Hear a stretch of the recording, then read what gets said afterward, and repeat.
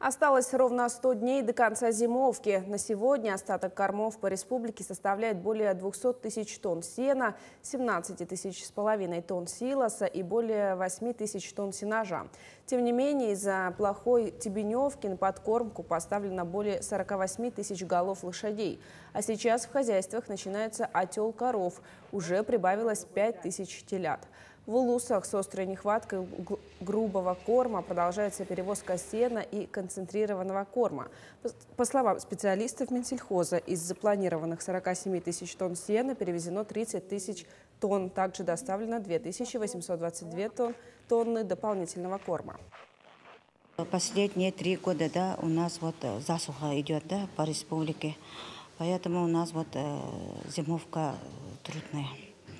И поэтому намного и тебеневки нету последнее время, Но мы рекомендуем всем сельхозтоваропроизводителям, нашим сельчанам, чтобы запасались все микро-макроэлементами, солями, чтобы как-то содержать физиологию крупнорогатого скота и лошадей.